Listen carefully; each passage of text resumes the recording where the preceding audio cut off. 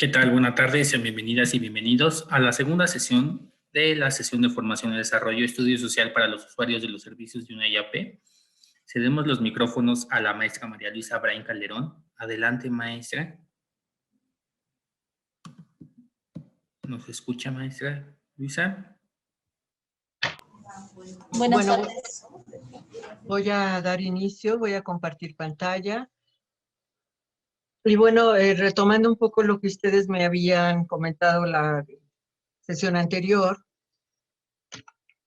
sobre el familiograma, bueno, pues les traje de manera genérica algunos de los símbolos que con mayor frecuencia se utilizan para la construcción del familiograma. Y bueno, la manera de identificar a la mujer es siempre en una forma de círculo. El hombre, como ya les habíamos dicho, en un cuadrado. Generalmente las edades se ponen al centro de estos símbolos o figuras. Y el paciente o el usuario o el sujeto principal de estudio que nos interesa siempre se pone con un doble cuadrado si es hombre o con un doble círculo si es mujer. En el caso de que haya otra persona que requiere de nuestra intervención, se le ponen dos líneas transversales que significa persona identificada, es decir, alguien que no se tenía identificado, pero que requiere también de nuestra intervención. En el caso de que los hombres, el hombre o la mujer sean homosexuales, las figuras son un cuadrado y en el centro se pone un triángulo invertido. Y en el caso de las mujeres se pone un círculo con el triángulo invertido también. En el caso de que se trate de hombre y mujer bisexual, entonces el triángulo que va en el centro, ya sea del cuadrado o del círculo, se hace con una línea punteada. Para mostrar la relación de pareja, se utiliza, como ven aquí, un diagrama, una línea perpendicular que une a las dos figuras. Y abajo vemos un poquito más claro en el caso de que se trata de una familia, pero esta familia no todos viven bajo el mismo techo y entonces se enreda a los que sí viven bajo el mismo techo y ahí está marcado el núcleo de convivencia. Algunos lo ponen con líneas punteadas, yo lo pongo con línea continua y marco solamente aquellos que viven bajo el mismo techo. Aquí, por ejemplo, vemos en este caso que son un padre y una madre, ¿verdad? Una pareja, pues, que se ha unido y que tiene dos hijos que son procreados por ellos, que son un par de gemelos, y una hija que es adoptiva, que tiene 12 años, y que en la actualidad, pues, la convivencia es entre esa pareja, esos integrantes de la pareja, los padres, pues, de esta joven adolescente adoptiva, y están encerrados en una línea, pues, continua, que puede formar un círculo o que puede formar, como en esta, pues, como L invertida, que encierra a aquellas personas que viven bajo el mismo techo. En el caso de las defunciones, cuando estamos hablando de una persona que falleció, pues en ese caso se marca con una X, ya sea el cuadrado o el círculo, según se trate de la persona que nos interesa diagramar, pero que ha fallecido. En el caso del matrimonio, generalmente, si es civil, solamente se enuncia con una línea. En el caso del matrimonio civil y religioso, generalmente se diagraman dos líneas. En el caso de la separación, como vemos, se marca una pequeña transversal, que aquí apenas sí se ve. Y en el caso del divorcio, son dos líneas transversales las que mencionan que esa relación de pareja se ha roto, pues. Y algunos autores sugieren que se ponga el año o el mes, generalmente puede ser, por ejemplo, 08 del 2021 o 8 del 2021 o solamente el año para mencionar en qué año ocurrió el matrimonio, la separación o el divorcio.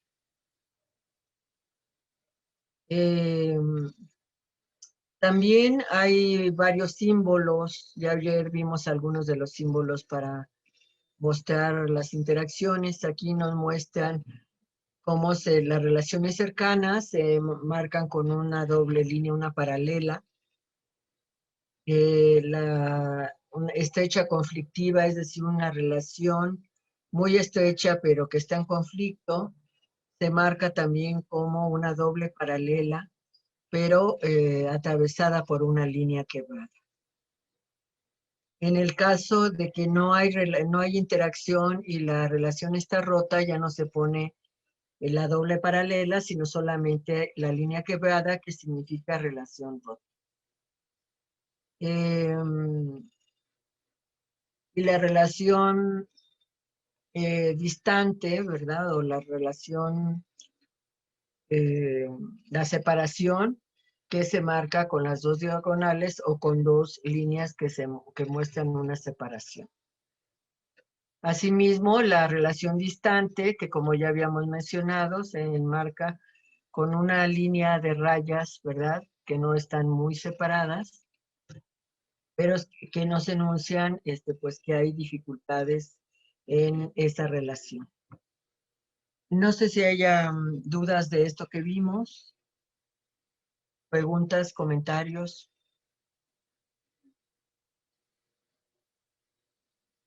¿No? ¿Ninguna? Jorge, ¿usted quería comentar algo? Hola, buenas tardes. Diana, adelante. Por ejemplo, de los bebés que no nacieron o de abortos, ¿cómo se marca? Bueno, pues algunos lo ponen como un rombo que tiene una interrogación al centro. Ok. No traigo un ejemplo Gracias. de eso, pero se los puedo traer mañana. También en la línea que va de los padres hacia abajo, la línea que corresponde a ese bebé, creo que se pone una línea transversal, ¿no? También esa es otra forma de graficarlo. Sí, bueno, hay varios símbolos. Nosotros estamos tratando de recuperar los universales, pero sí hay otra manera también de diagramarlos.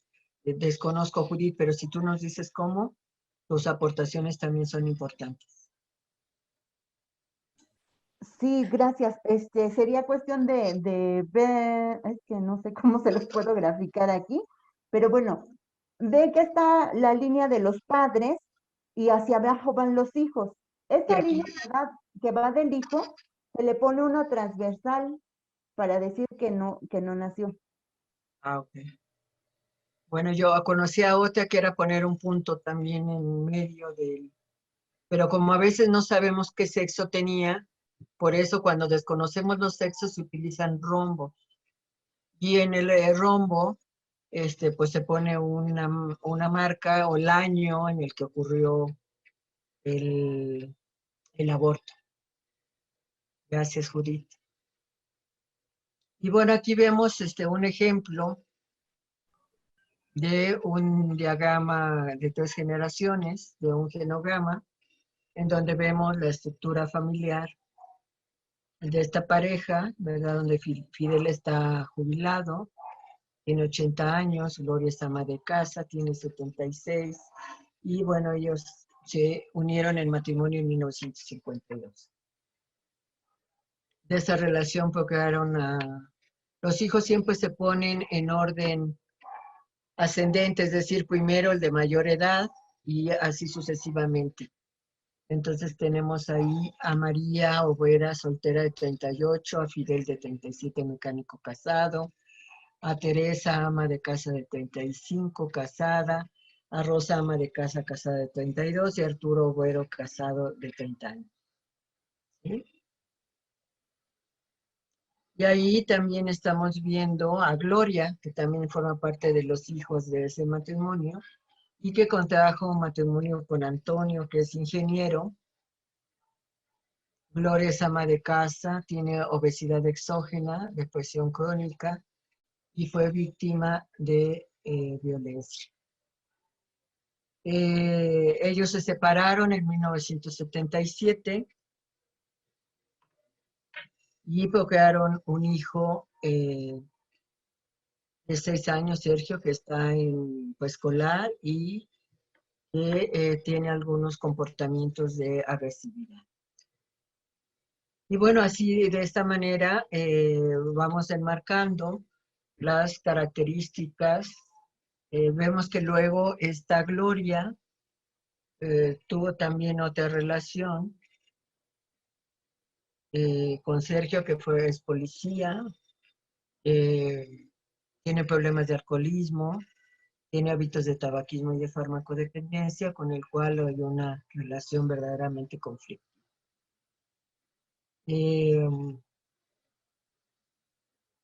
A ellos también contagiaron, bueno, tuvieron esta relación en 1997 y también, bueno, ahí fíjense cómo marca el aborto ahí como un círculo oscuro del 1998, que es otra manera en la como también se marca.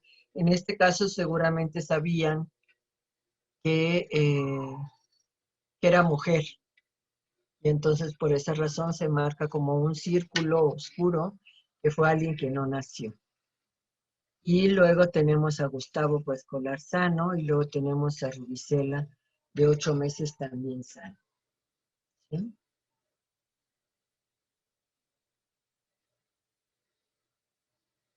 ¿Dudas? ¿Preguntas? Una pregunta, buenas tardes. En caso de que, por ejemplo, se desconozca si es hombre o mujer, su nombre y su edad, ¿cómo se representaría en el genograma? Generalmente se representa, les decía, como un rombo. Un rombo que no tengo por aquí. Más adelante, en el familiograma que les voy a poner como ejemplo, creo que aparece.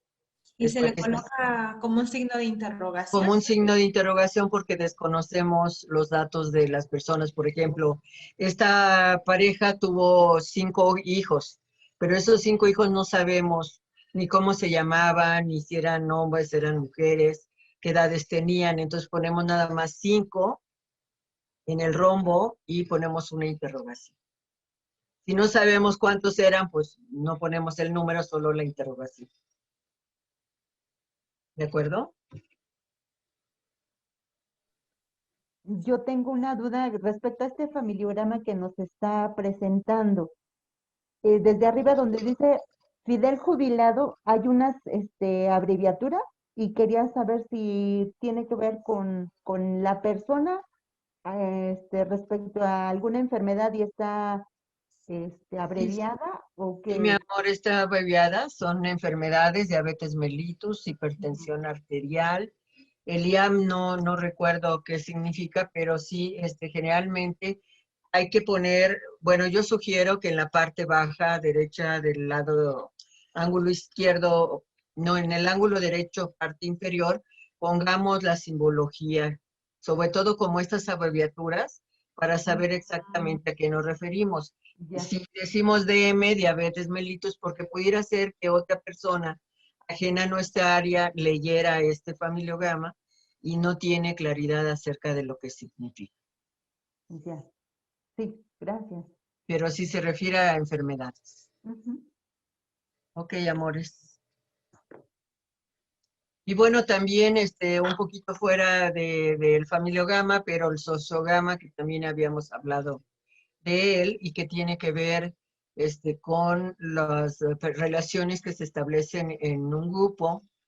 Se forman generalmente, como sabemos, diferentes subgrupos. Aquí del lado izquierdo estamos viendo una una organización o un grupo más grande que está conformado por varios subgrupos y vemos cómo hay algunas personas que están vinculadas o relacionadas con todos los grupos y otros grupos que no, que tienen relaciones muy específicas.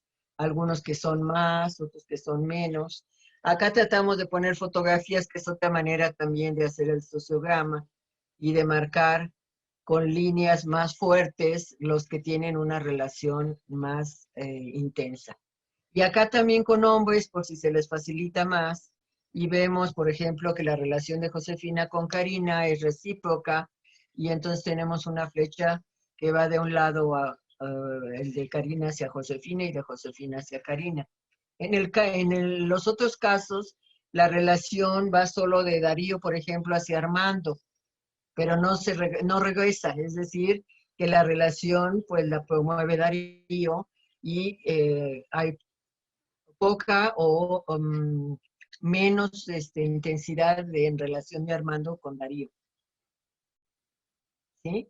Entonces aquí vamos viendo cómo Armando, pues de alguna manera tiene un liderazgo, porque ahí tiene una relación con Silvia, y luego vemos que Silvia también se relaciona con Claudia, que Esteban se relaciona con Paulina, y así vamos viendo los diferentes grupos.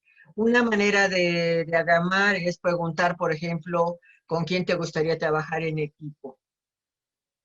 Como una manera de identificar como las personas con las que uno tiene una mayor relación.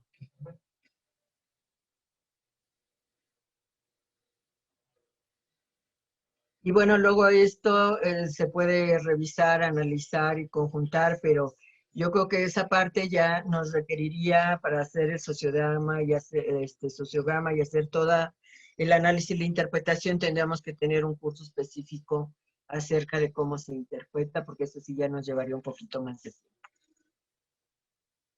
tiempo. ¿Ok? No sé si esto les fue de utilidad, Judith, perdón la rapidez, pero ya ven que el tiempo nos apremia. Sí, ya lo habíamos también comentado con Itzel. Yo creo que ya en el momento en que lo vayamos aplicando, vamos viendo qué nos funciona. Y igual, si sigue abierta el ofrecimiento de poder consultarla a usted, pues ya la estaremos abordando para que nos saque de nuestras dudas. Sí, muy bien, claro que sí. Muchas gracias. No, gracias. Bueno, pues vamos a seguir un poquito. ¿Se acuerdan que estábamos en lo del ciclo vital de la familia? Ya esto creo que lo habíamos mencionado, que había tres ciclos vitales, el de la familia, el del individuo y el de la pareja. Y creo que nos quedamos en esta parte en donde recordar que el ciclo vital es muy importante para tener un conocimiento integral y coherente de lo que es la familia en los diferentes aspectos, tanto generales como particulares. Y que hay que considerar tres perspectivas básicas. Una que tiene que ver con la perspectiva estructural, es decir, cómo están organizados, cómo se formó la pareja, el tamaño de la familia, las personas que están incluidas, sus parentescos, todo lo que refiere a la estructura familiar. La otra que es la interaccional o funcional y que es la relativa y que hemos estado viendo a las formas o maneras como las personas se relacionan, hombres y mujeres, cómo se comunican, cómo se distribuyen los roles, cómo se ejerce la autoridad, cómo se expresa el afecto, la cohesión. También hay a veces hay alianzas y las alianzas casi siempre son positivas, pero bueno, también hay expresiones de alianzas para a veces, pues, no sé si el término correcto es atacar, pero de alguna manera mostrar desacuerdo con alguna de las personas que integran la familia. También en la adaptabilidad o la capacidad que tienen las personas para adaptarse a las nuevas situaciones o a las condiciones o circunstancias que viven, así como la evolutiva que tiene que ver con el ciclo vital o esta forma de ir evolucionando a lo largo de la historia de la vida familiar y que pues es una propuesta moderna que incluye este enfoque sistémico. No sé si de esto haya dudas, amores. Esas 3 dimensiones, la estructural, la interaccional y la evolutiva. Y No, ahora está muy bien. vamos a ver la evolutiva, porque ya hemos visto de alguna manera las otras, la estructural y la funcional.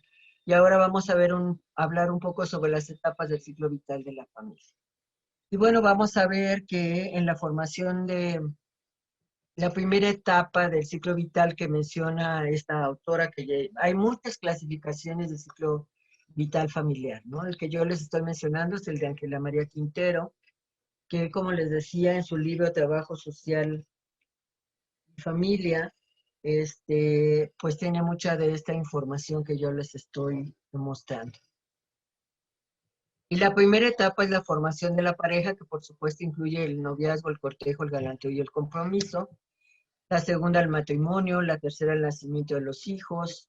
Luego el ingreso de la familia a la escuela, la familia con hijos adolescentes, la familia plataforma de lanzamiento, o cuando los hijos pues se van separando de los padres y de la familia de origen para formar sus propias familias o también para independizarse. Luego el nido vacío y luego la familia anciana.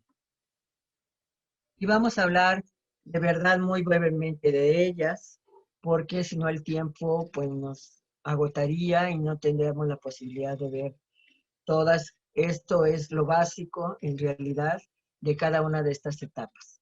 A mí la verdad me ha resultado muy interesante ver cómo a las familias les interesa mucho ver todo esto de la familia, porque pocas veces trabajamos con ellos y les enseñamos pues todo esto del ciclo vital de las familias y de cómo pues hay crisis al pasar de una etapa a otra de por sí, y luego las propias crisis que se conforman por el ciclo vital individual en relación con el de pareja o en la relación con los otros subsistemas que existen al interior de la familia.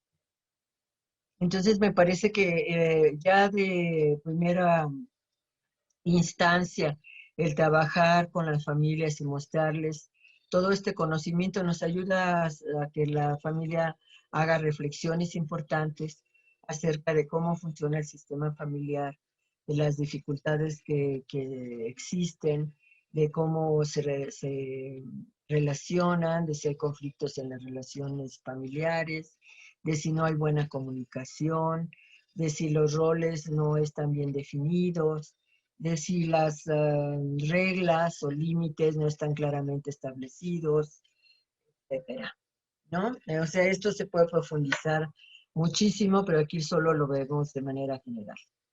Y bueno, vamos a ver que en la formación de la pareja, en la etapa prefilial, el noviazgo, el cortejo, el galanteo y el compromiso, pues son un punto de partida de la formación de un nuevo sistema familiar. Cuando dos personas generalmente de diferente sexo, ahora eso ha cambiado un poco, provenientes de núcleos familiares distintos, establecen una relación afectiva sólida con perspectivas reales y conscientes de consolidarse y de crecer hacia el futuro como familia.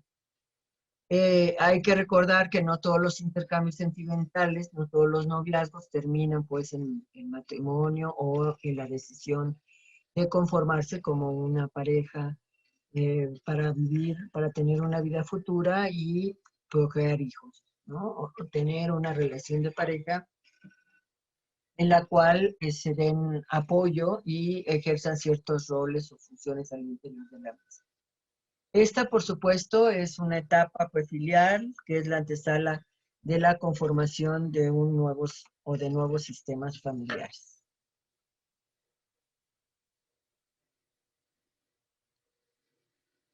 Ok. Y bueno, luego viene la etapa de matrimonio, formación de la pareja. En esta etapa, los dos sistemas individuales se unen, aportando cada uno sus propias experiencias de vida, sus antecedentes, sus costumbres que adquirieron, ¿verdad? Y que se fueron construyendo a partir de su interacción con los miembros de sus familias de origen. Generalmente pueden contraer, formalizar su relación a través de una ceremonia de matrimonio civil o de matrimonio religioso, o a través de la unión libre o por otros ritos, porque hay ahora otros ritos diferentes, ¿verdad? Para formalizar ese compromiso de mantenerse unidos y de apoyarse a lo largo de su desarrollo, ¿verdad? Como pareja y como familia, si desean constituirla como tal, y en general decidir tener hijos o no, que ahora, bueno, en las familias modernas esto también es frecuente, ¿no? La decisión de no tener hijos. Se define también como la relación, la estructura de un nuevo sistema familiar y, por supuesto, de las dificultades propias que implica la interacción. No es lo mismo el noviazgo, ¿verdad?, que el hecho de que ya vivan bajo el mismo techo. Eso representa dificultades. Al principio, bueno, pues, si uno reflexiona sobre su propia experiencia de vida, si es que ustedes tienen una vida de pareja, pues a veces hasta si duermes en el lado derecho, si duermes en el lado izquierdo, si te cepillas los dientes y nunca tapas la pasta. O sea, parecen nimiedades, ¿verdad? O cosas muy cotidianas, pero que pueden hacer que surjan dificultades en la pareja. Nunca recoges tus calcetines por todos lados, se quedan. Es decir, un montón de costumbres, ¿verdad?, que cada uno lleva a la pareja y que, por supuesto, mientras ocurre el proceso de adaptación de uno con otro, pues puede representar ciertas dificultades para lograr ciertos acuerdos y para poder constituirse en una relación armónica como pareja e iniciar todo este proceso de la construcción familiar, ¿no? Asociado a todo esto, pues está la independencia del adulto joven también, que generalmente entre los 20 y los 35 años decide casarse o decide unirse y dejar a su familia de origen para insertarse también al mercado laboral o también definir su orientación vocacional, ¿no? A veces un poco tardía o no, pero generalmente en este periodo o en esta etapa que ocurren también esos dos eventos, es cuando los jóvenes deciden, según la autora, tomar esta decisión de formar una familia y contraer matrimonio. Luego de ella viene el nacimiento, la llegada de los hijos, que es la etapa filial. Y en esta etapa, pues, que cubre desde que nace el primer hijo, el primogénito, hasta que tienen al hijo menor, aún las diferencias generacionales tan frecuentes en las familias simultáneas, y finaliza al ingresar al sistema educativo formal, ¿no? Es decir, las familias, generalmente el nacimiento o llegada de los hijos generalmente se considera hasta que los hijos ingresan a la escuela. En esta etapa, por supuesto, la pareja se convierte en una triada, porque de la diada que conformaban, ¿verdad?, como pareja, ahora llega el pequeño o la pequeña y entonces forma parte también de la familia. Por supuesto, en esta etapa las costumbres, las influencias culturales, pues son muy particulares, ¿no? Porque muchas veces los jóvenes dicen, no, bueno, pero eso es del pasado, ¿no? Enredar a los niños y amarrarle las manitas y hacerlos dormir en varios momentos al día y darles sus alimentos con cierto horario. Bueno, pues todo eso ha venido cambiando un poco, pero a veces llegar a acuerdos también genera pues ciertas crisis y dificultades en las familias, ¿verdad? Y a veces si las mamás, las abuelas participan, pues todavía puede ser que sea más difícil llegar a acuerdos. Las mayores dificultades tocan en crear espacios también erótico-afectivos, porque al nacer el pequeño o la pequeña, pues el centro de la atención está orientado a él o a ella, la pequeña o el pequeño, y a veces hay pocos espacios erótico-afectivos para tener su intimidad en la pareja y bueno, pues esto puede afectar de alguna manera el desarrollo de la misma y la relación íntima que ambos tienen.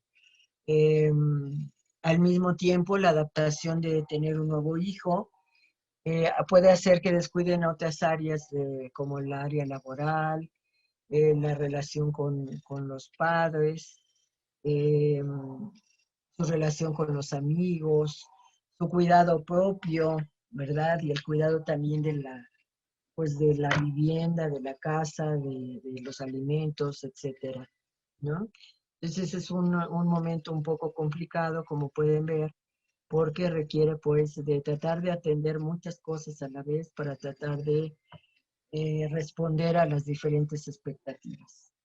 Los hijos llegan biológicamente, pero también en la actualidad pueden llegar por adopción o también por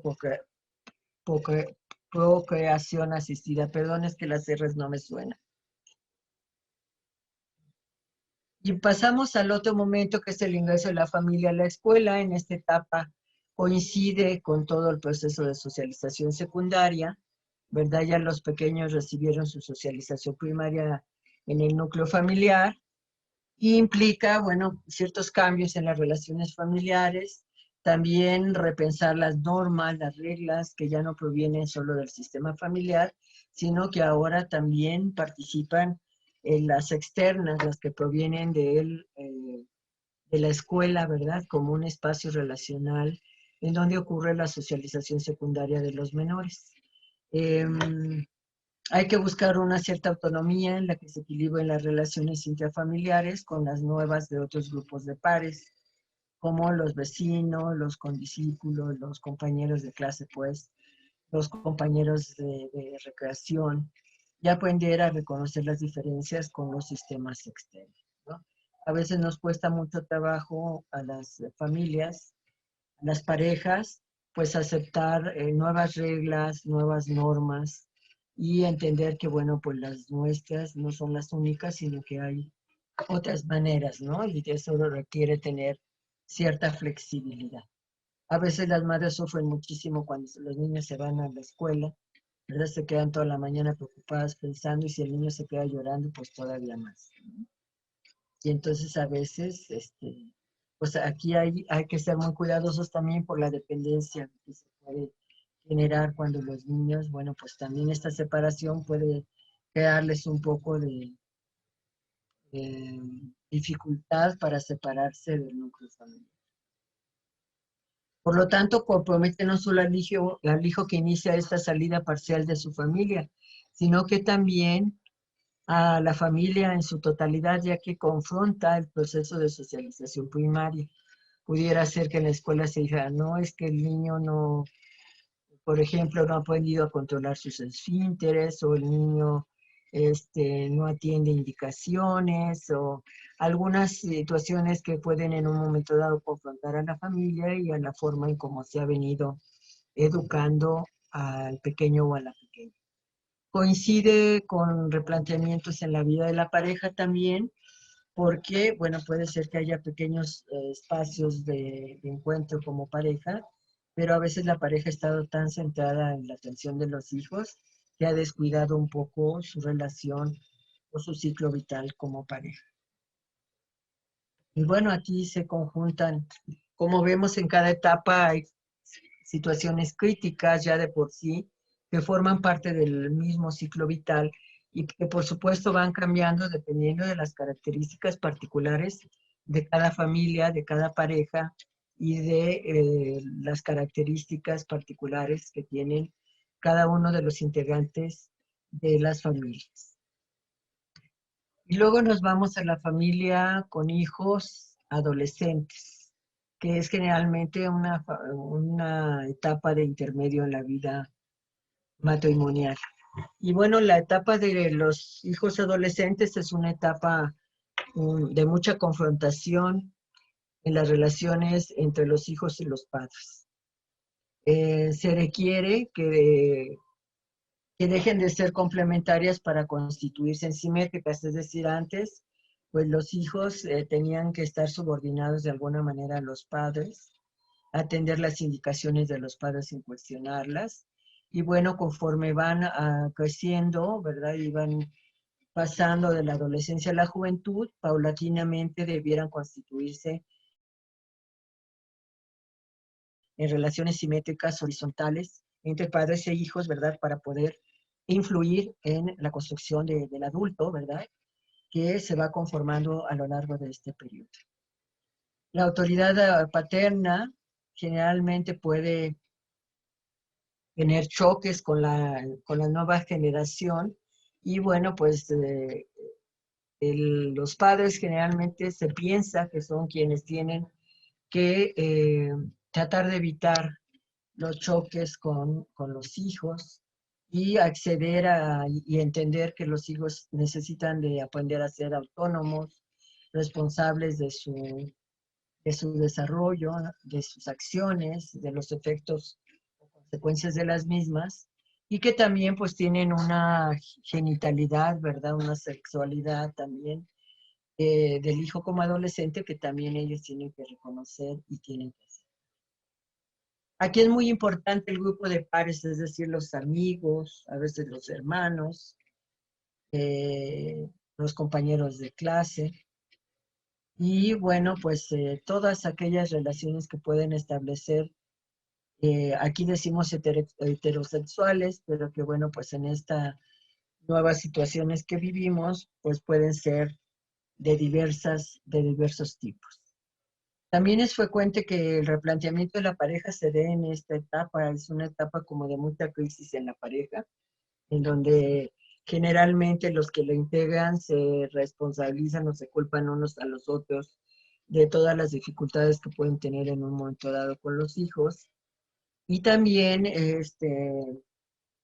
la dificultad que pueden tener porque pues, los hijos ya con cierta independencia o pueden tener ellos mayor espacio para relacionarse, pero tratar de recuperar esos espacios de afectividad, esos espacios de emotivos en los cuales se relacionan, pues también tiene sus propios retos y también tiene sus propias dificultades. Además de asumir todo lo que implica, pues la edad que sigue avanzando, lo que implica pasar de ser un adulto joven a un adulto maduro con todas las implicaciones que ello. No sé si hasta aquí haya preguntas. ¿No? ¿No, mis amores?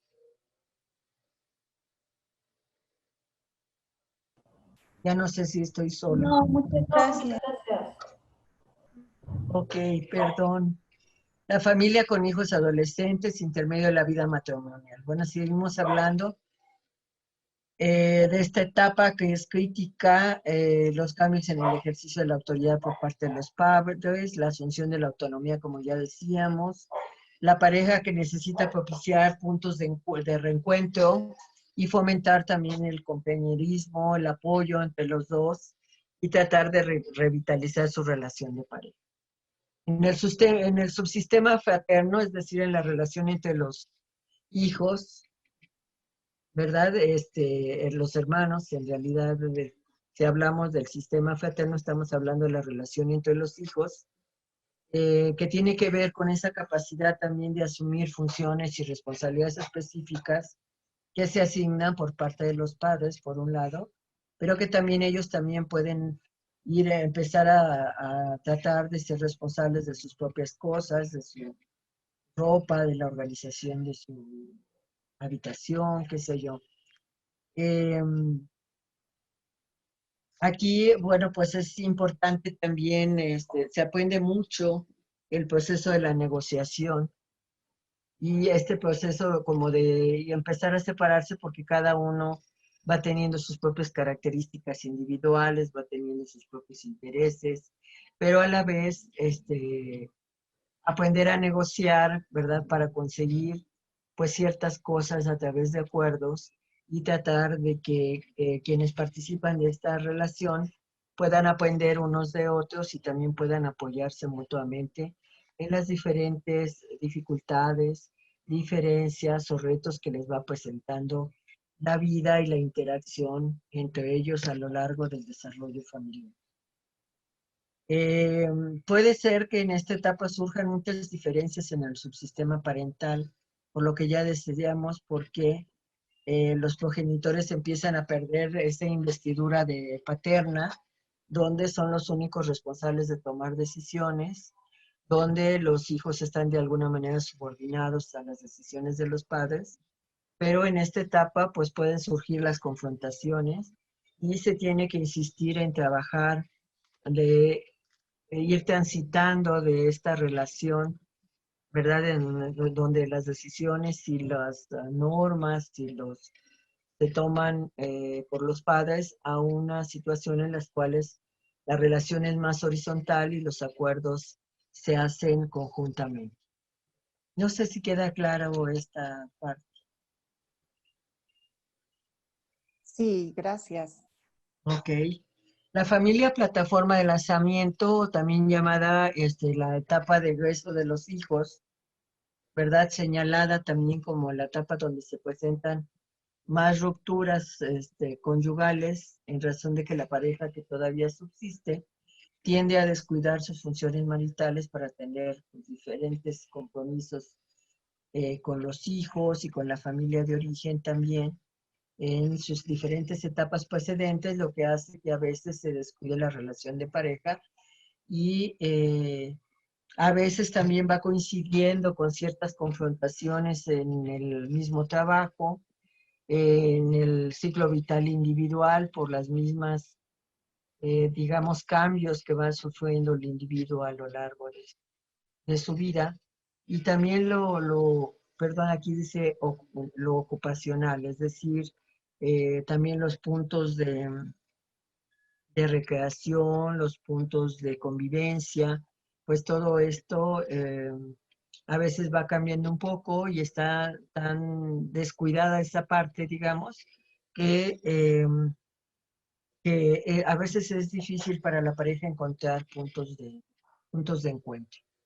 Las relaciones pues deben irse convirtiendo paulatinamente en relaciones de adulto a adulto, renegociar las funciones de cada subsistema, porque en general, bueno, pues los hijos ya tienen una edad en la cual también ellos pueden tomar sus propias decisiones, pueden abandonar el hogar porque se independizan de manera afectiva o también económicamente y propugnan por crear sus propios sistemas familiares, ¿no? O simplemente porque desean independizarse del núcleo familiar.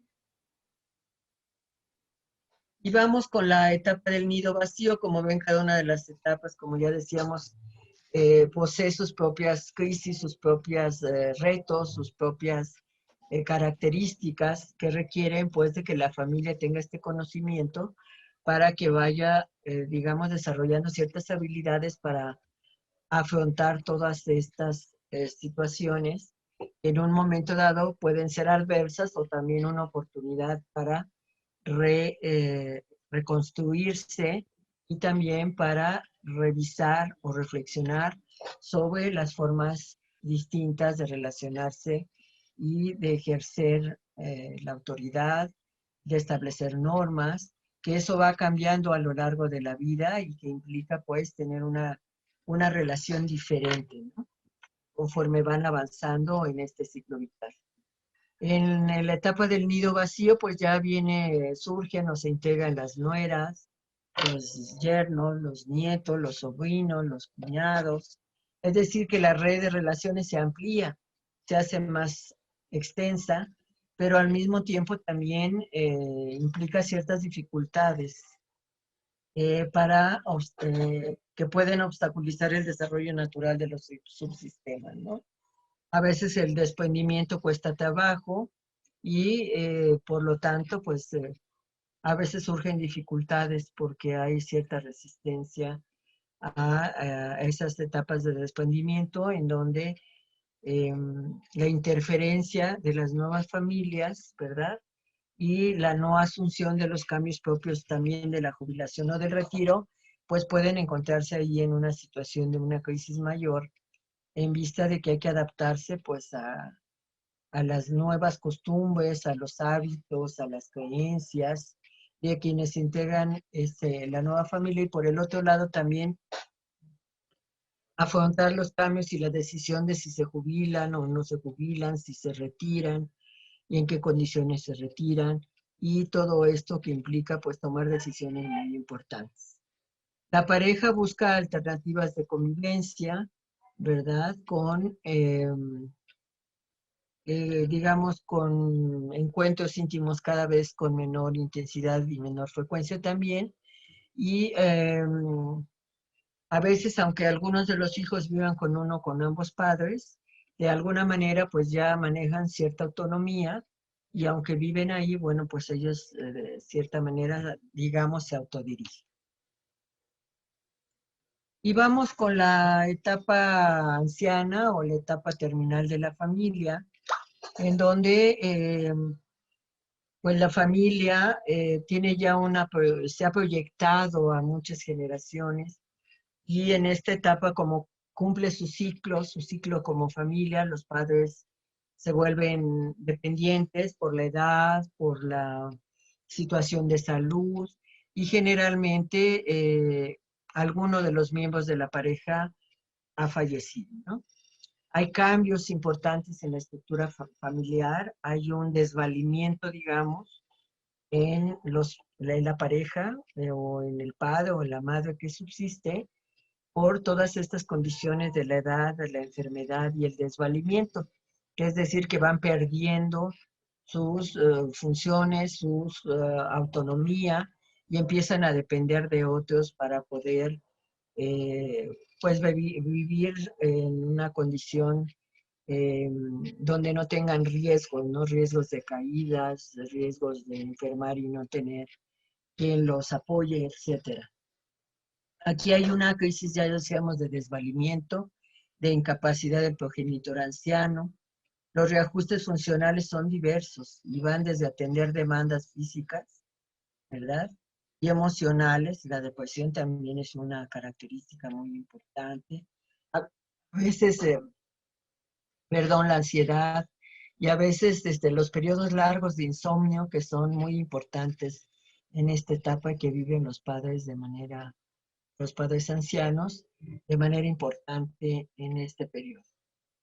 Y bueno, los crecientes gastos, ¿no? Hay una disminución porque si están jubilados, las jubilaciones o las pensiones son a veces pequeñas, los gastos por medicamentos y a veces se requieren herramientas complementarias como sillas de rueda, auxiliares auditivos, anteojos, múltiples herramientas para tratar de que la persona esté en la mejor condición posible y trate de vivir de la mejor manera posible, pues entonces esto implica tener muchos gastos, ¿no? Las contradicciones y las familias también aquí no resuelten ni emergen por la resistencia a veces de los hijos, de los nietos, de los yernos para asumir la dependencia paterna y definir quién se hace cargo de los padres, quién los apoya, cómo se organizan para poder cuidarlos de una manera equitativa, de una manera justa. Y bueno, pues a veces también se encuentran con la negación o el rechazo del progenitor anciano para aceptar sus renuncias vitales y para reconocer que en realidad necesita apoyo de sus familiares. Voy a dejar de compartir un momentito porque vamos a pasar a otro punto. Quisiera ver, bueno, pues si hay alguna duda, algún comentario, alguna aportación de su parte. Como ven, esto es muy breve, pero bueno, trata de que entendamos desde al sistema familiar justamente como un subsistema de la sociedad, pero a la vez como un sistema que forma otros subsistemas y de cómo las diferentes etapas por las que va atravesando la familia implican tener ciertas crisis normales, digamos, entre comillas, propias y características de cada etapa, además de todas las que van surgiendo como particulares en cada familia a partir de sus propias características y de la propia problemática que va surgiendo a lo largo del desarrollo de la vida familiar. Pues las escucho ahora yo a ustedes. Una pregunta. Para la descripción del estudio social, en cuestión de una persona que siempre vivió sola y que llegó a la etapa de la vejez sola, ni siquiera se contempla una parte del ciclo vital de la familia, ¿no? Pues no, en ese caso no tiene familia, ¿o sí? No, y entonces tampoco se ubicaría en la etapa en la que ella salió de su casa para la O- familia nuclear. Pero es que eso va a depender de la historia familiar y del propósito del estudio social. Porque si tú lo que estás buscando es otra vez construir una red de apoyo, pues es importante saber quiénes conformaron su familia, si todavía le sobreviven algunas personas y si alguien puede apoyarle.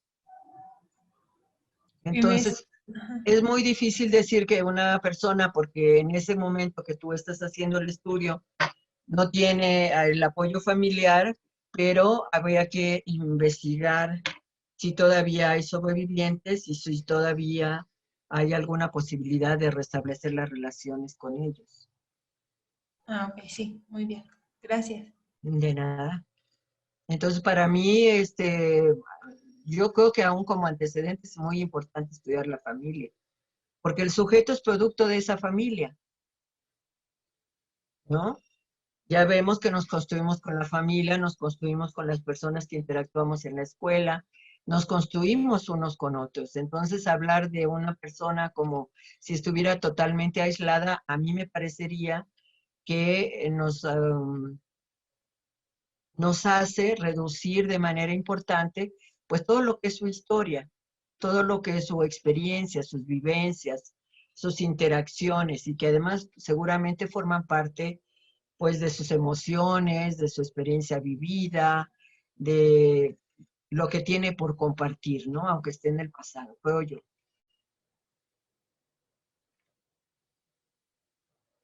No sé si hay alguien más que quiera comentar o aportar. Sí, pues yo siempre digo que venimos de una historia, hablando de la familia, ¿no? Y de cualquier ser humano, formamos nuestra propia historia y ayudamos a veces a formar otra historia, ¿no? Entonces, sí es muy importante. Cuando yo escucho eso de que no voltear atrás, ¿no? Como si Borrar. fuera terrible, ¿no? El enfrentarnos y confrontarnos con todo este pasado. Y yo creo que es sumamente importante para muchas cosas, ¿no? Aquí lo estamos viendo desde cosas de salud, ¿no? De enfermedades que se presentaron, de rasgos característicos de las personas, tanto en adicciones, con muchas otras cosas, trastornos emocionales. O sea, la familia yo creo que es muy importante estudiarla. Es un sistema complejo y nosotros como sistema individual pues venimos de ahí, entonces es sumamente importante, ¿no? Así es. Y yo inclusive me preguntaría cuando alguien está solo, ¿por qué está solo? ¿No? Entonces la historia familiar es muy importante porque tal vez hubo conflictos, porque tal vez hubo situaciones que no se superaron y que pues habría que conocer cuáles fueron los motivos y también ser reflexivos a veces con las personas que están solas. Puede ser útil también como para reflexionar y ver porque en las edades del adulto mayor, el anciano, a veces nos volvemos muy necios. Y yo diría que nos cuesta mucho trabajo reconocer que en este momento requerimos de apoyo.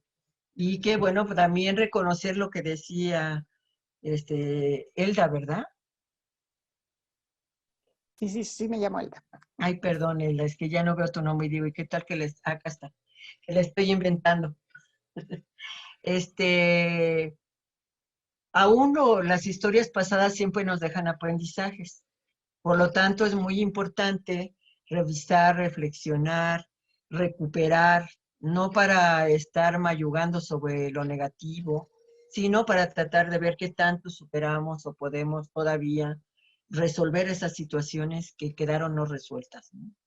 Entonces, Yo sí creo que cuando hay alguien solo, pues habría que todavía más profundizar su historia y revisar qué fue lo que pasó, qué fue lo que pasó ahí, y hablar con las personas, que a veces también hay mucha resistencia. Como todos intentamos dar nuestra mejor impresión y no es tan fácil contarle a veces a un profesional pues todo lo que vivimos, ¿no? Entonces, bueno, pues la confianza, la relación de confianza también es muy importante.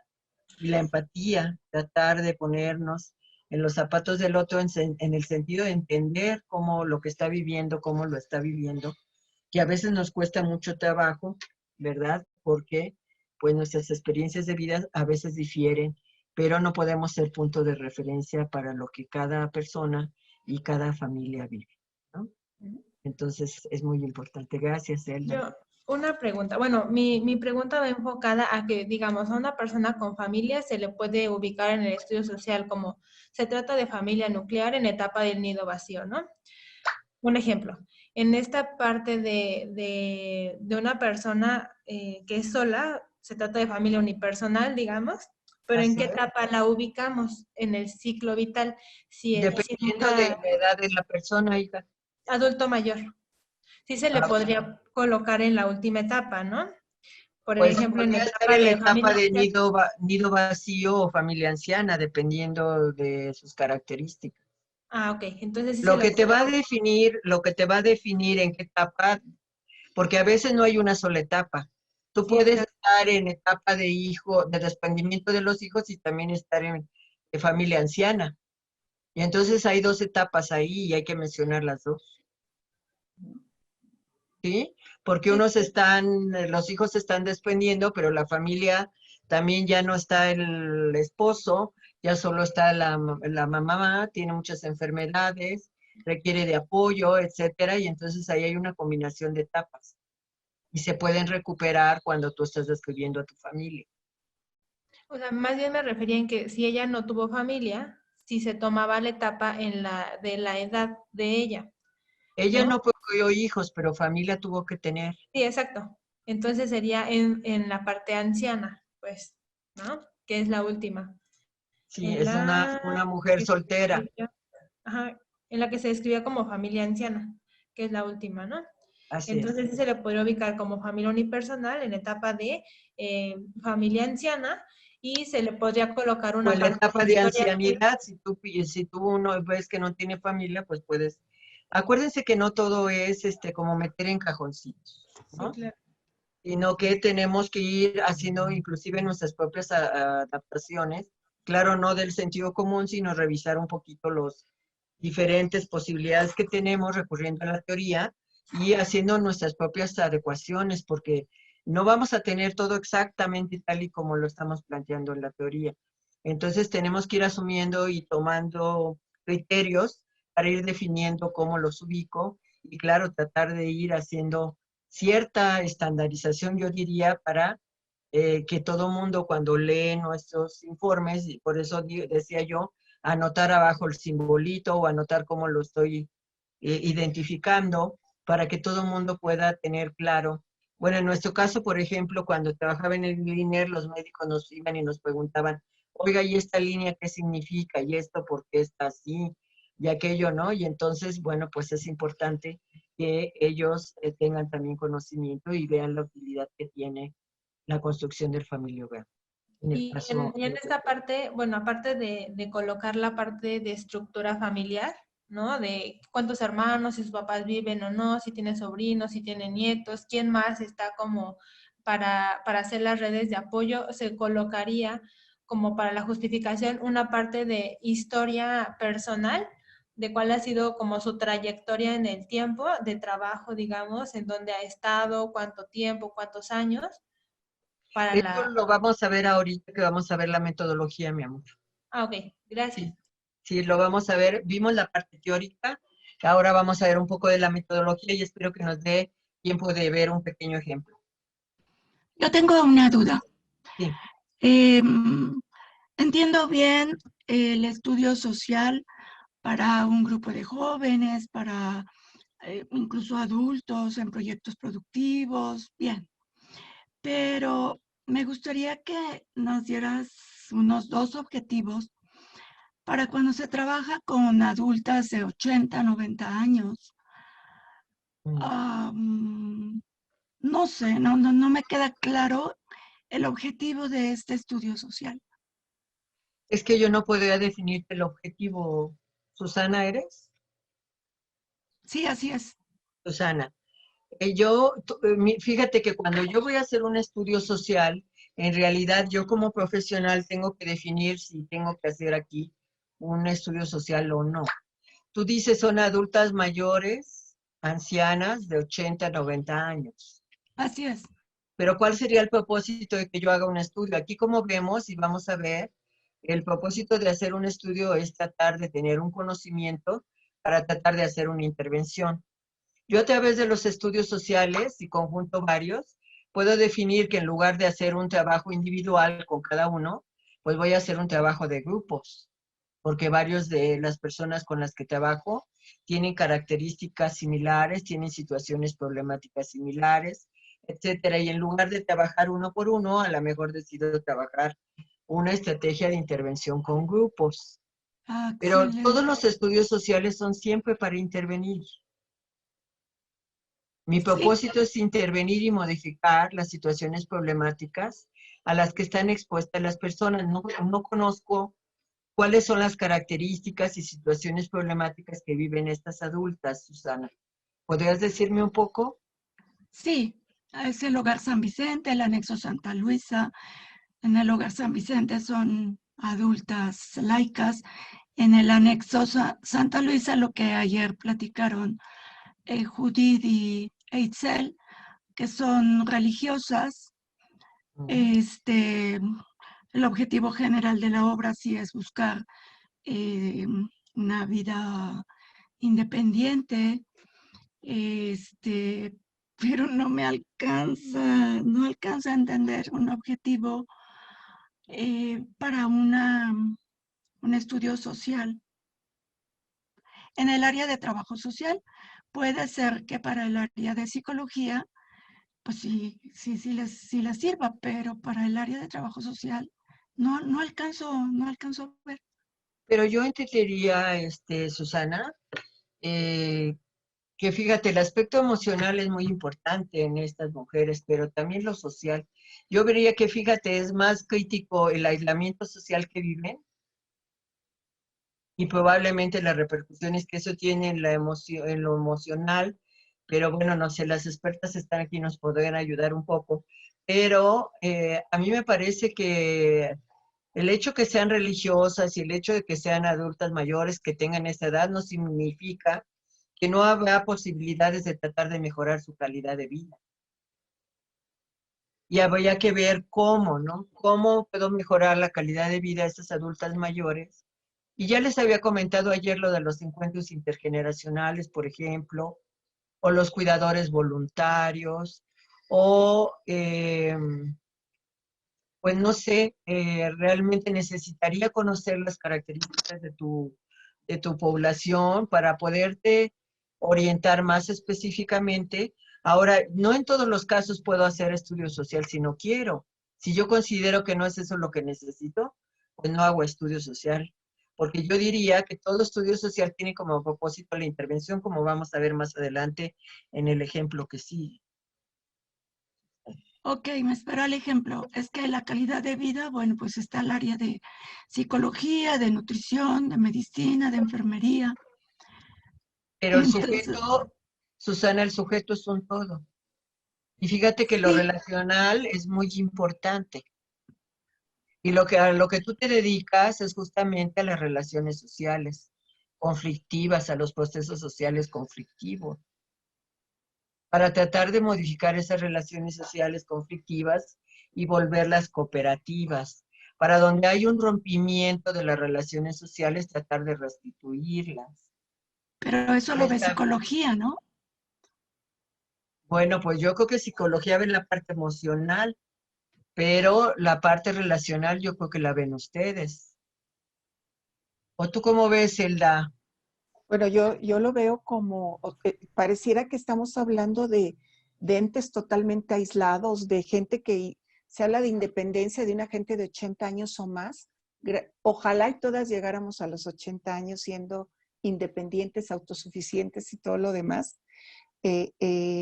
Pero, y sobre todo, estando en un lugar donde, claro, por alguna razón estás ahí, ya sea por cuestiones, porque no tienes familia o porque tienes alguna, a lo mejor, enfermedad ya degenerativa o algo, y es una forma como protegerte de tu propia enfermedad, ¿no? No hay quien te cuide, vamos a tratar de que estés en un espacio donde estés cuidado. Pero cuando escucho como que la parte, el psicólogo, el doctor, ¿y dónde está el ser? O sea, son seres humanos. Entonces, estamos tratando con seres humanos. Y es un todo, es algo integral, no es separado, yo lo creo así.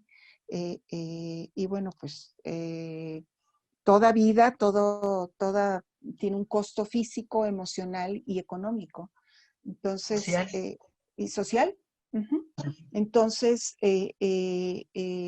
pues yo creo que esto es algo profundo, ¿no? Y el trabajar con personas ya de cierta edad, bueno, con todas las personas, pero yo siento que con personas ancianas hay mucho desvalimiento, ya ahí, como se le llama, donde, híjole, a veces nos cuesta trabajo el que nos estén repitiendo lo mismo, el de que veamos que tienen conductas que no entendemos, pero mis respetos para la gente que trabaja con las personas, pues ya en cierta etapa de la vida, donde en lugar de salir a flote, cada vez va más en deterioro muchas cosas y que tienen pues sí, estar muy, ustedes también pues como personal que está ahí, pues necesitan también tener sus momentos de respiro, yo creo, ¿no?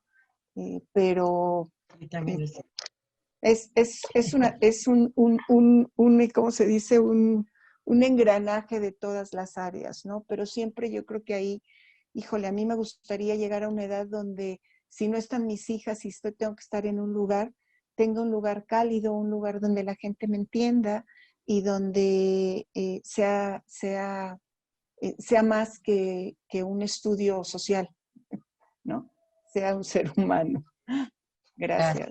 Gracias, Elda. Pues coincidimos, y yo creo que es muy importante recordar que lo que ya hemos dicho, el ser humano es un todo y no lo podemos fraccionar. No, pues esto es del psicólogo, esto es del trabajador social, esto es del médico, porque en realidad lo emocional y lo clínico pues se relaciona con lo social, tiene efectos y tiene causas con lo social y viceversa, todas las disciplinas. Entonces, si seguimos trabajando en pedacitos, pues ¿qué hacemos? Que esa persona pues la fraccionamos en pedacitos y la hacemos un rompecabezas y difícilmente podemos mejorar su calidad de vida si no hacemos un trabajo conjunto, colaborativo, en donde de verdad podamos tratar de resolver todas las diferentes dimensiones que conforman al ser humano. Marisela tiene su mano levantada. Creo que, bueno, si me permites, como un poco para también darle sentido al estudio social, tiene que ver también con la restitución de derechos. ¿Y cómo vas a saber qué derechos son los que están siendo vulnerados si no es a través de un estudio social? ¿Cuáles son los derechos que le hacen falta restituir? ¿Cuáles son, a lo mejor, digo, en este caso, pues está hablando de adultas mayores, que están, por ejemplo, en el caso de religiosas, pues en una red ellas, ¿no? De apoyo. La congregación, sus mismas familias, si es que cuentan con ellas, es una red de apoyo. Y probablemente el derecho que está vulnerado, a lo mejor no propiamente por la congregación, pero puede ser la salud, ¿no? ¿Quiénes son los que te pueden apoyar en restituir ese derecho?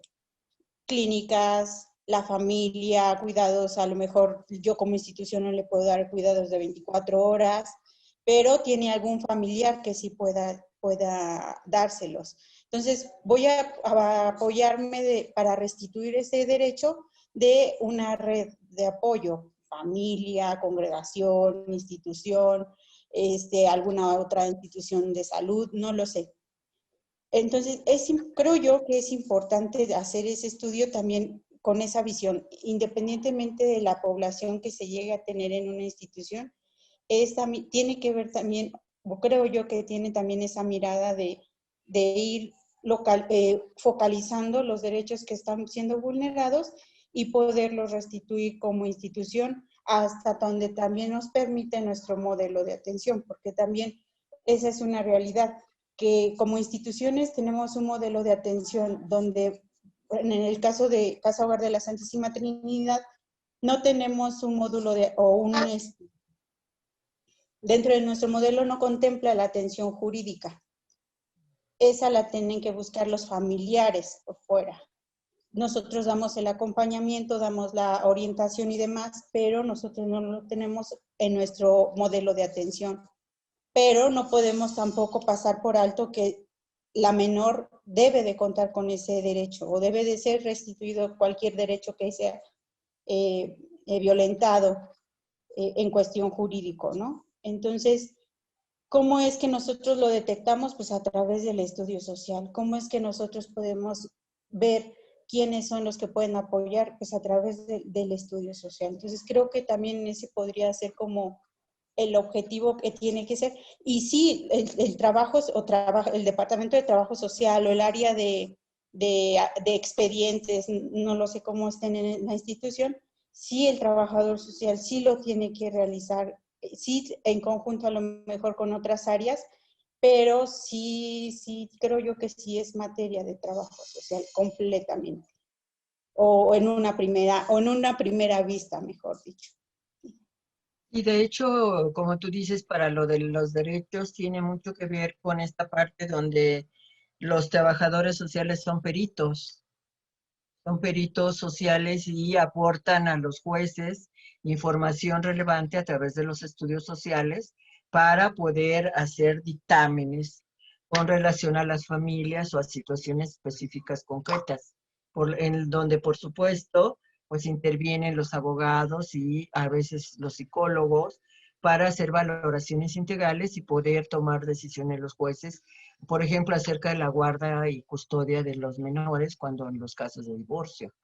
En las adopciones de familias homosexuales también, los trabajadores sociales hacen todos esos peritajes y el estudio social es muy importante. Por supuesto que el estudio social va a variar dependiendo del propósito. Aquí estamos viendo lo más general, pero eso no implica que yo, por las particularidades de mi población, no necesite hacer mis propias adaptaciones e incluir ciertas información que requiero dependiendo de lo particular de mi población, de los propósitos de la institución, de las características de la población o de las necesidades o situaciones problemáticas con los que cursan los usuarios de los servicios. ¿Sí? Entonces, no sé si le resolvimos algo a Cristina, se llamaba la joven. Susana Patricia. Ah, Susana, mi amor. Sí, me han dado bastante luces, sí. Pero bueno, podemos seguir discutiéndolo un poquito más y a ver es. si con lo que vamos a ver adelante ayuda un poco, mi amor. Gracias, muchas Tal vez gracias. no a todos, ¿verdad? Pero bueno, no a todas las personas, como ya ayer decíamos, antier, no a todas las personas tal vez podamos hacerles un estudio social. Eso va a variar un poco a partir de los propósitos, y los propósitos hay que construirlos pues nosotros mismos, ¿no? Y la institución ver también para qué queremos hacer esos estudios sociales. Y bueno, los estudios sociales están muy ligados a lo que en trabajo social se llama trabajo social de casos o en la atención individualizada y familiar. Recordemos que es una metodología que utiliza técnicas e instrumentos para el estudio, el análisis y la intervención con las personas y con la familia.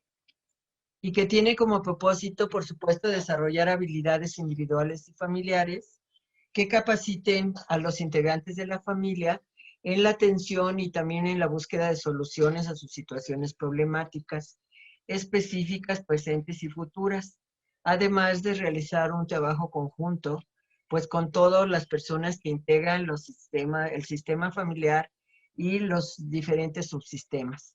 además de poder construir sistemas de apoyo social, como vamos a ver más adelante.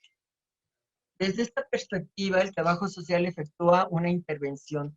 Siempre el trabajador social hace intervención para modificar las situaciones problemáticas que están vinculadas con lo social. Y lo social son las relaciones sociales conflictivas, para generar acciones de cambio en las que las conexiones y las relaciones que se establecen en la interacción de quienes conforman la familia o el grupo social de que se trate, son vitales para superar pues, los momentos de estancamiento, los momentos de crisis, y tratar de ensanchar las posibilidades que tienen tanto los individuos como las familias en el logro de los cambios sociales.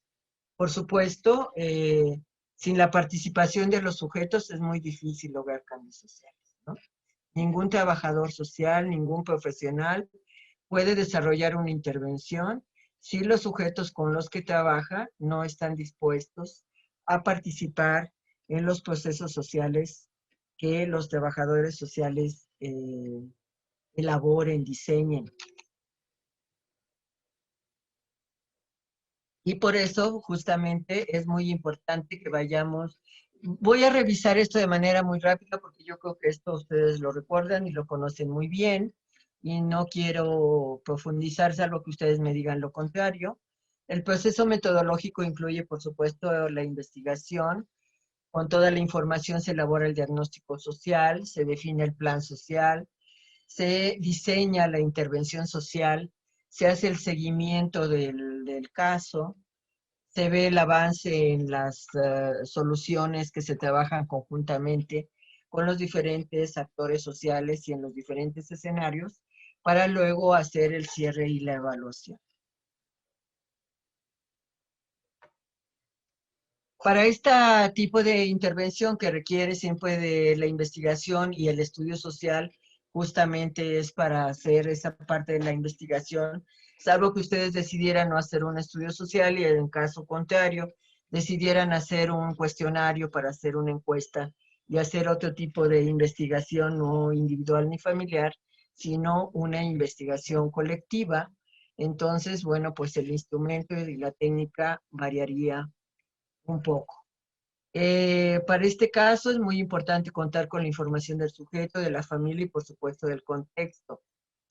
Se requiere que el trabajador social sea muy preparado, que tenga conocimientos teóricos, metodológicos y de experiencias en la práctica para que pueda ser muy activo, muy decidido, pero sobre todo muy creativo y resolutivo, porque todas las situaciones problemáticas a las que se enfrenta pues le ofrecen muchos retos, retos que tiene que reflexionar, que tiene que analizar, que tiene que escuchar de manera activa para ir pensando y conformando las posibles alternativas de solución, porque cada caso, cada familia, cada grupo es diferente. Tener un conocimiento también amplio de sí mismo, ¿no? Porque uno mismo puede tener ciertas características, ciertas experiencias de vida, uno tiene su propia historia de vida, sus propias experiencias, y esas a veces pueden contribuir o a veces pueden obstaculizar nuestro trabajo y nuestra intervención con los grupos sociales con los que nosotros trabajamos. Entonces es importante tener siempre ahí como un foquito naranja, digo yo, que me permite ver esta situación y también los tiempos de respiro, como decía Hilda, que son muy importantes y que se requieren porque a veces cuando vivimos situaciones muy intensas con una población que tiene muchas problemáticas, pues los trabajadores sociales y todos los profesionales requieren tener tiempos de respiro, espacios donde puedan airar, donde puedan ventilar, donde puedan hablar sobre sus experiencias, sobre cómo eso les impacta, sobre cómo eso en un momento dado puede afectar sus vidas personales, sus vidas familiares, sus vidas profesionales, ¿no? Identificar también con claridad los límites y los alcances que tenemos. No todos los problemas podemos resolver. Eso tiene que quedarnos muy claro. No hay situaciones problemáticas que podemos resolver y otras que no podemos resolver, solo las podemos resolver a veces parcialmente, y otras a veces no podemos resolverlas, ¿no? Y podemos buscar otras alternativas, pero teniendo en cuenta siempre estos límites y la claridad, pues, de lo que podemos y están nuestras posibilidades de resolver, y otras porque no somos, yo digo, no somos dioses, no somos, tampoco tenemos todos los recursos para poder resolver todo lo que se nos presenta, y entonces tenemos que estar muy claro acerca y no comprometernos tampoco a hacer ni a resolver aquello que no está en nuestras posibilidades. El proceso metodológico inicia con el encuentro generalmente de dos personas en los que los roles de cada uno son conocidos, aceptados mutuamente. Uno que es el sujeto o los sujetos que requieren de la intervención y otra es el trabajador social. Uno solicita o requiere apoyo para resolver un problema y dar una respuesta a una problemática o a una demanda específica. El profesional que aclara también las expectativas y plantea de la manera clara el problema que se requiere resolver. Uno de los aspectos fundamentales en el trabajo con las personas está en justamente que las personas tengan claro cuál es el problema y plantee la persona qué posibilidades le ve de resolverlo, qué alternativas o sugerencias hace, porque nosotros pues no podemos resolver todo y también los problemas son de las personas y las personas tienen que participar definitivamente, primero en el reconocimiento del problema, responsabilizarse en la parte que corresponde acerca de cómo el problema se construyó, ¿verdad? Y de cómo el problema se podría deconstruir, buscando alternativas de acción y en las que buscamos posibles soluciones al problema de manera conjunta, ya sea con el usuario y la familia, con el usuario y el grupo, con el usuario y otros profesionales que colaboran, con los que colaboramos y que colaboran conjuntamente con nosotros. Este proceso contribuye a que podamos desarrollar ciertas habilidades sociales, como de comunicación, de escucha activa, de entender a los otros, de reconocer a los otros y entender también que el pensar ya no solo en nosotros, sino en nosotros como individuos, sino en nosotros como grupo, como conjunto, puede contribuir de manera muy importante a las soluciones, a poder desarrollar acciones que nos ayuden a ir avanzando en la solución de los problemas. Recordemos también que la autodeterminación es fundamental y nosotros no podemos obligar a nadie a que haga lo que no quiere hacer. La persona es quien decide finalmente. Y nosotros lo que promovemos, como bien ustedes decían, es la autogestión y la autonomía. El sujeto a veces, aunque esté muy desvalido, está siempre luchando por tener cierta autonomía, por poder tomar ciertas decisiones, porque se le reconozca como que todavía está aquí, que todavía puede tomar decisiones, que todavía algo puede hacer sobre las situaciones que vive. Y a veces no los tomamos en cuenta, ni no los hacemos partícipes de todos estos procesos para justamente pues hacer las cosas de acuerdo a lo que ellos también desde su propia perspectiva consideran más viable o más pertinente. En esta metodología, bueno, pues las técnicas que utilizamos con más frecuencia son la entrevista, la observación y la visita domiciliaria. Y bueno, el diagnóstico social, por supuesto, es un proceso de pensamiento que requiere de partir de todo el conocimiento obtenido a través de la investigación para que podamos hacer una impresión diagnóstica.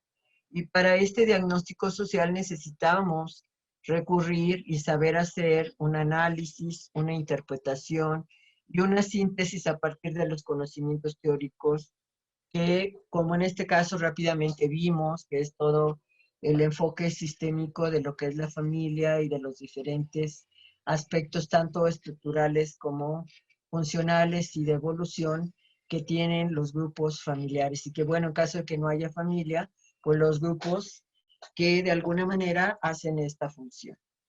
Y aquí es muy importante plantearse Cristina y todos los compañeros, ¿cuál es el problema?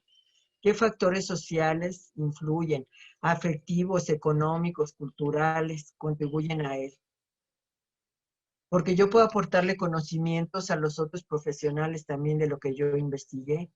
Y los otros profesionales también me pueden aportar a mí conocimientos sobre lo relacional, de tal manera que podamos hacer un trabajo conjunto, transdisciplinario, y que realmente contribuya a mejorar las condiciones de vida de las personas y a resolver las situaciones problemáticas que enfrentan. Hay que pensar en las repercusiones que tienen estas situaciones problemáticas en el bienestar tanto individual como familiar. Y también qué actitudes tienen las personas ante el problema. A veces ni siquiera tienen una claridad, no tienen un reconocimiento del problema y mucho menos una responsabilidad acerca de cómo se construyó el problema y de cómo hacer para que ese problema se resuelva. No sé si hasta aquí, en esta última parte, que es el plan social, en donde vamos viendo el seguimiento, el cierre y en la evaluación, haya dudas, amores, porque creo que es mucha información y yo de repente siento que te mando mucha información y que a lo mejor las estoy agobiando. Pues no, yo no tengo dudas, creo que lo estoy acomodando un poco a mi quehacer, pero pues se me hace muy interesante todo esto. Gracias, Elena. Los demás, ¿no? Compañeras, compañeros, ¿no? Todo bien, gracias. Ok. Maestra, sí. Sí, mi amor, a ver, te escucho. Yo creo todo lo que usted está dándonos como recordatorio que teníamos de antecedentes de nuestros estudios es muy importante retomarlo para poder reconstituir lo que es el plan social de las personas con las que estamos trabajando, sean adultos o sean niños, porque yo estoy en una casa hogar de niños. Ok, pues ahí hay que trabajar con las familias, ¿no? ¿Trabajas con las familias o solo con los niños? Los niños y familias que tienen a veces los niños como redes sociales, porque a veces no están con padres o los padres no se localizan. Ok. Y fueron encontrados en calle y fueron llevados a las agencias 59 para que por parte del DIF los restituyan a una casa hogar, para que los puedan apoyar en su problemática y resocializarlos para incorporarlos a las escuelas. Y fíjate, ahora que hablas tú de resocializar, no. Sí hay que trabajar mucho esos procesos de resocialización, pero no es lo mismo pensar que la familia y el sujeto son el problema, que pensar que el contexto indudablemente también contribuye y que de alguna manera, pues ese contexto es muy importante tener conocimiento del contexto, porque el contexto puede ser determinante en la situación que viven las familias y los niños. Sí, así es muy importante y sobre todo que a veces no se tiene el apoyo de los familiares. Sí, bueno, ahí también hay familias con muchas problemáticas, ¿verdad? Y que yo diría hay que revisar porque fíjate, bueno, pues los contextos son importantes. Y a veces el contexto influye también en la manera como las personas entienden los problemas. Exacto. Porque los que no pudieron ir a la escuela, los que no pueden pensar, razonar sobre tener un pensamiento lógico, porque pues no tienen muchos conocimientos, etcétera, pues las mismas condiciones de vida a veces los han condicionado a estar de esa manera. No es de responsabilizarlo, pero también hay que mirar el contexto, el problema y a los sujetos. Todos los tres elementos de manera conjugada, integrada. Porque si veo solo al sujeto, lo estoy reduciendo. Si veo solo el problema, lo estoy reduciendo. Si veo solo el contexto, estoy teniendo una visión reduccionista de la situación problemática. Entonces, lo que llamamos situación problemática incluye los tres elementos: problema, sujeto y contexto. Y bueno, luego si más adelante tenemos tiempo, les hablo todo lo de estrategias de intervención, donde revisamos cómo se ve esa parte. Sí, maestra, me parece muy bien. Si nos pudiera apoyar. Sí, claro que sí. Gracias. Y bueno, vamos a avanzar en esta parte donde la institución, en el caso de ustedes, pues juega un papel muy importante, ¿no? Y es parte de los actores sociales, ¿no? La misma institución, el personal que trabaja en ella, los sujetos, que son los actores sociales, y aquí hay muchos actores sociales, no solo los usuarios, sino también las personas que trabajan con ellos. Y bueno, esta intervención individual o familiar inicia con el encuentro de dos personas, como ya decíamos, donde los roles están muy bien definidos, donde cada uno reconoce muy bien cuál es el papel y la función que desempeña el otro, y la intención de este encuentro, pues es, como ya decíamos, el trabajar en la búsqueda de solución a las situaciones problemáticas, que es un proceso. No es una actividad de que ya me reuní, ya hablé con la persona y ya logré cambios, ¿no? Yo digo, los trabajadores sociales, si trabajamos en actividades desarticuladas, no en procesos sociales, difícilmente logramos cambios sociales. Porque para que se construyeran los problemas y para que toda esta problemática social se conformara, pues ocurrió mucho, pasó mucho tiempo y muchos procesos sociales. Y no es tan fácil, de alguna manera, pensar que porque hablemos con una persona en una ocasión o dos, vamos a lograr modificar. Esto requiere de procesos sociales más complejos, de mayor largo plazo, y tener muy bien definidas las actividades de manera articulada en procesos y no hacer acciones de tipo aislado. Y bueno, entendemos que el estudio social es una herramienta que utiliza el profesional para realizar un reconocimiento del sujeto y de la familia, del problema y del contexto, así como de las relaciones que se establecen entre todos estos elementos que conforman la situación problema, como veníamos diciendo. ¿Qué incluye el estudio social? Esto es de manera general, pero los que van a decidir lo que va a incluir su estudio, pues son ustedes. Esto es como lo básico, pero no necesariamente todos los estudios deben contener todos estos elementos. Esto va a variar un poco. En la parte de la investigación, por supuesto, pensamos que pueden ser importantes los antecedentes, la situación actual, en la información social, económica, de salud, la historia de vida familiar, la historia de vida relacional, las perspectivas acerca del problema y sus posibles soluciones. El acercamiento, el acercamiento al desglose del contenido del estudio social puede variar y puede incluir tener la organización y la estructura familiar, el tipo de familia al que pertenecen, la etapa del ciclo vital familiar que están cursando, o las etapas, dependiendo. Los hábitos, las costumbres, las creencias a veces son muy importantes y se pueden volver un recurso o un obstáculo para la búsqueda de soluciones y para trabajar los procesos sociales junto con los usuarios o los actores sociales que participan de la situación problemática. Hay que investigar, estos son como los rubros generales y ahorita vamos a ver de manera particular lo específico de cada aspecto, la situación económica y laboral, porque hay que investigar el todo del sujeto, la situación de salud, para luego conformar el diagnóstico, el plan social, hacer el seguimiento de aquellos casos que requieren de nuestra intervención, porque a lo mejor no todos los estudios sociales requieren de seguimiento, de cierre y de evaluación. No sé si esto se entiende.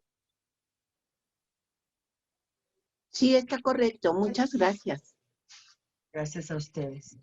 Y bueno, el proceso metodológico, que aquí se partieron las letras, pero son tener primero ese conocimiento teórico que nos ayuda a sustentar la manera en cómo nosotros vamos a hacer nuestras entrevistas, la manera en cómo nosotros podemos hacer entrevistas de diferentes tipos, unas para investigar, pero otras para intervenir.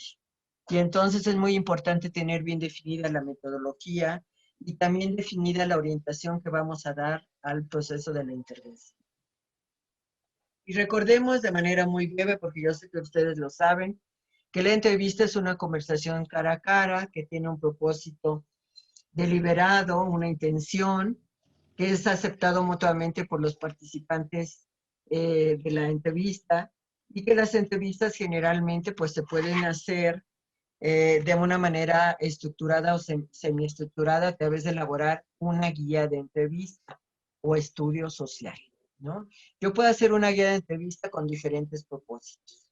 Uno de esos propósitos puede ser tener un conocimiento informativo o de estudio social, tener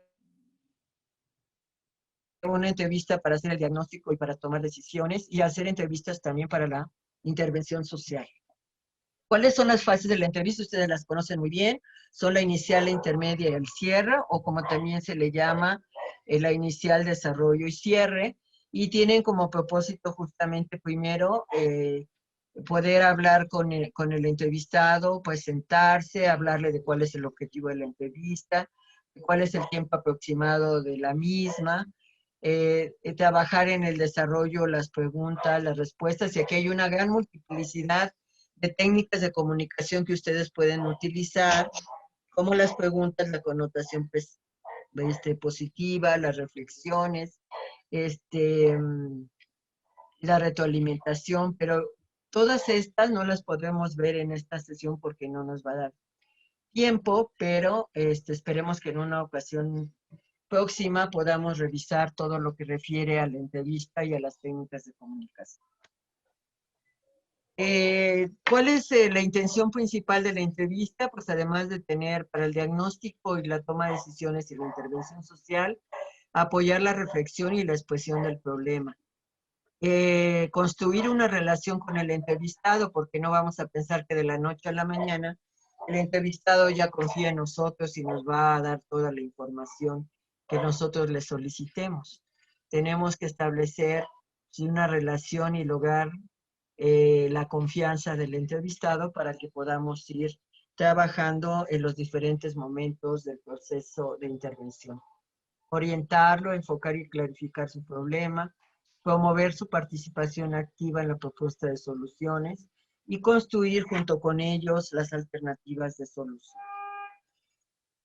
Para la planeación de la entrevista es importante tener bien claro y definido cuál es el objetivo del estudio, cuál es el objetivo de la entrevista. Apagamos nuestros micrófonos, por favor. El objetivo es el hilo conductor de la planeación y de la elaboración de la guía de entrevista. ¿Cómo hago yo mi guía de entrevista? Voy a tener mi formato de guía de entrevista, voy a hacer mi estudio social en primera instancia y luego voy a hacer una segunda entrevista o una tercera. Hay que hacer mi guía para dar seguimiento y no volver a repetir lo que ya pregunté, para no dar seguimiento a los procesos que ya inicié. Así es de que es muy importante que tenga mucha claridad en cuál es el objetivo o propósito de cada entrevista, ¿sí? Considerando estos aspectos, en donde hay una primera etapa de la investigación, hay otra segunda etapa donde trabajamos procesos reflexivos de reconocimiento, y una última en donde estamos trabajando ya propiamente las estrategias de intervención que planeamos y desarrollamos conjuntamente con los sujetos de la intervención. Obtener información dirigida al logro del objetivo y no desviarnos, porque a veces nos cuentan otras cosas y nos vamos por otros derroteros. Y bueno, también el control de la entrevista depende mucho del entrevistador, en este caso del profesional, para lograr el objetivo y en todo caso, pues hacer más de una entrevista si es que es necesario. Se recomienda que las entrevistas no duren más allá de 40, máximo 50 minutos, en virtud de que, bueno, podemos cansar, agobiar a la persona, y eso no contribuye a la construcción de la confianza y también a que podamos tener tiempo suficiente para trabajar los procesos sociales que requiramos dependiendo de la evolución de cada caso en particular. No olvidemos que el sujeto, la problemática, la familia, el ambiente familiar, el ambiente social y el ambiente económico, pues juegan un papel importante. Sugerimos de manera general, pero no queremos decir que estos sean los únicos, que en los datos generales tengamos el nombre, la edad, el sexo, la escolaridad, la ocupación, el domicilio, el teléfono y el nombre del responsable o de algún familiar que en un momento dado, el responsable de contacto, si no es un familiar, con el cual podamos en un momento dado comunicarnos. En la primera parte que llamamos presentación del sujeto, expresamos los antecedentes del problema, secuelas, o sea, situaciones que quedaron sin resolver a partir de este problema, de esos antecedentes. ¿Cuál es la situación actual? ¿Cómo la vive el sujeto? ¿Cómo actúa frente al problema? ¿Lo niega? ¿Lo acepta? ¿Lo reconoce? ¿O tiene dificultades y poca claridad acerca del mismo, etcétera? Todo eso es importante de investigar. En la organización y funcionamiento familiar, en la estructura familiar, pues el nombre del sujeto por lo menos, si lo tenemos, la edad, sexo, escolaridad, ocupación, el parentesco con el sujeto de estudio y de intervención. Y en la funcionalidad de la familia, registrar o diagramar las pautas de interacción y también describir qué tipo de familia es, la etapa del ciclo vital que está cursando, los roles, cómo se establecen, ¿verdad? O cómo se cumplen o desempeñan los roles, las funciones, cómo, qué tipo de comunicación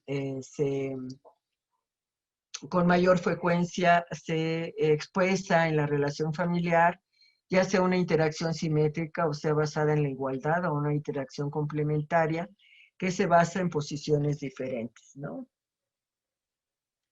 Revisar también como las relaciones de los diferentes subsistemas en la familia que dijimos era el conyugal, el parental y el fraternal, las alianzas, las coaliciones, que son las alianzas que se vuelven negativas para en contra de alguien, se llaman coaliciones, no alianzas. Las alianzas siempre son positivas, las coaliciones tienen un carácter negativo. Cómo y quiénes ejercen la autoridad y también cómo se establecen los límites y si estos se establecen con claridad. Con respecto a la dinámica familiar, definir cuáles son esas pautas de interacción, cada cuándo se reúnen, con qué frecuencia, para hacer qué tipo de familia se trata, los roles, las funciones, las interacciones que se desarrollan, para luego ver de manera general, pero siempre importante, el estado de salud de la familia, los antecedentes de enfermedades crónico-degenerativas, que pueden ser un gran obstáculo a veces para la economía y también para el desenvolvimiento de las diferentes funciones que se desempeñan al interior de la dinámica familiar, los hábitos, las costumbres, las creencias, las exposiciones o factores de riesgo, como las caídas, el contacto con sustancias químicas o alguna otra situación como la convivencia con animales, hábitos como el tabaquismo, el alcoholismo u otros que pueden afectar el estado de salud de los sujetos. En la economía familiar, pues saber cuál es el ingreso principal del proveedor económico, saber si hay otros proveedores económicos, saber cuánto se gasta en alimentación, en renta, servicios y otros gastos, y conocer si todas las necesidades básicas de los sujetos están resueltas de manera parcial o integral o no están resueltas. Sacar el ingreso per cápita, es decir, lo que le corresponde del ingreso familiar a cada persona para tener una idea más clara de cuál es el monto. Se obtiene dividiendo el ingreso mensual entre el número de integrantes por familia y luego entre 30 días para poder conocer el mensual y poder conocer el diario. Ahorita vamos a ver un ejemplo. La alimentación también, bueno, pues el hecho de saber cuántos días a la semana comen carne y leche nos da una impresión más clara de las condiciones de vida de las personas.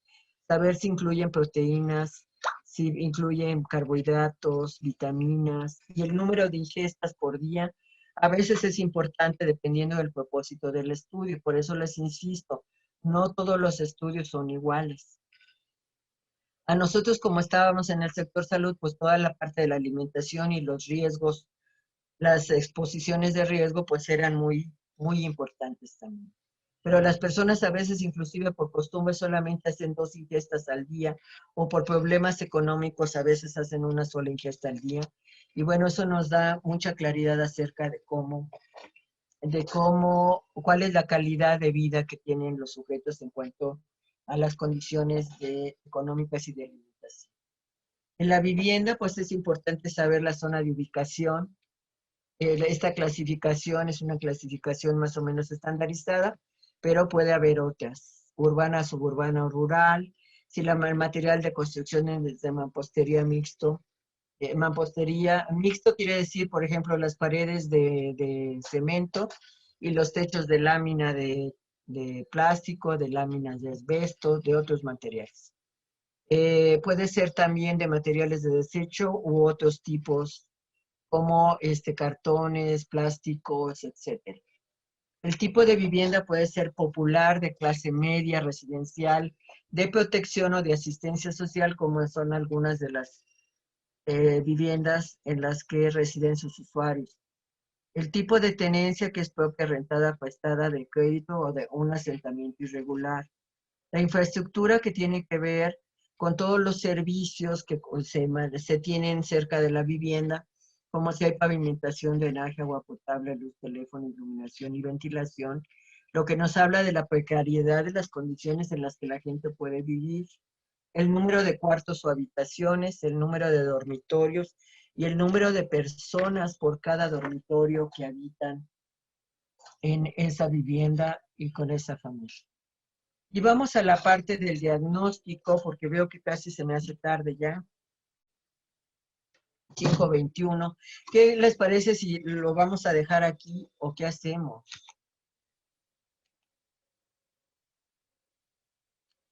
Les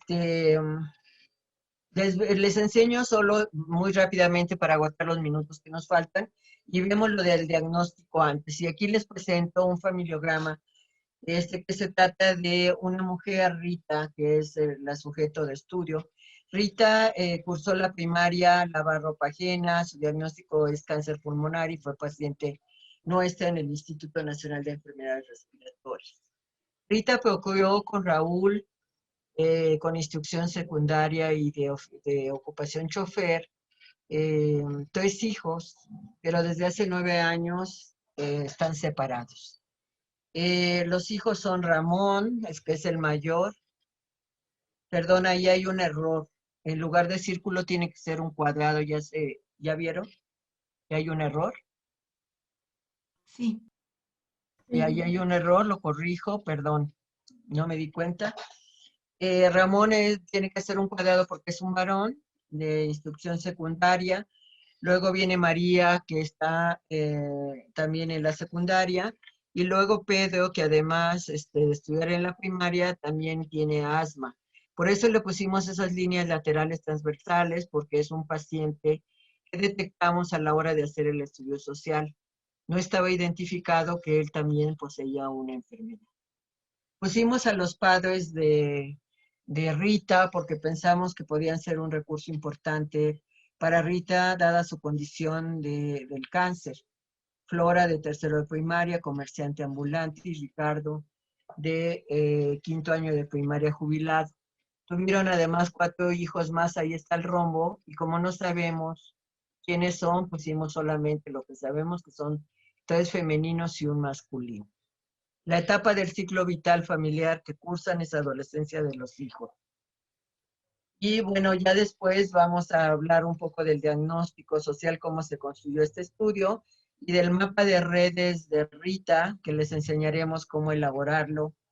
Los mapas de redes, como ven aquí, hay 4 cuadrantes. Uno es la familia, el otro los amigos, la comunidad, donde están las instituciones, y el trabajo o el estudio, dependiendo del caso. Hoy, perdón, pero ya son las 5:23 y quisiera escuchar algunos de sus comentarios.